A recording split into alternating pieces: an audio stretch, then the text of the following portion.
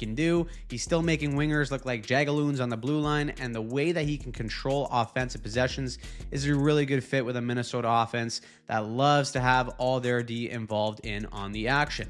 One extremely underrated and really key component to him dictating the entire pace of a game, though, is his ability to re-enter the zone and catch defenses going for a change. On a play like this, watch him recognize Nashville going for a change, so he makes a strong cut to the inside to attack the far boards. Sure enough, Nashville can't recover, and it leads to a goal. Sometimes it is that simple as having the awareness of outweighting that first forechecker like he does here. He sees Hyman raise his arm here to say, I'm holding the lane as the F1, but I'm coming to the bench for a change right after. Instead of going D to D, Hughes outweights him and catches another Oiler changing, so now he decides to attack right up the middle of the ice.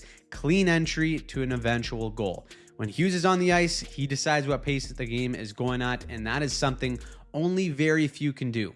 The other being the man at the number 6 spot, and that is still Cale Makar. The margin between Hughes and Makar is so minimal that you could swap these two and it probably wouldn't matter. To be honest, there may not be a better player system fit in the league than the one Makar has in Colorado. It is a system based on its speed and aggression, which strongly plays into Makar's strength as one of the best skaters in the world. A lot of Cale Makar's offense comes from recognition and exploiting the weak side of the ice in the offensive zone. As a 5-man unit, if you collapse too deep when defending, Colorado will find a way to go low to high and across to Makar, and he's going to take all that space the defending team gives him and make you pay.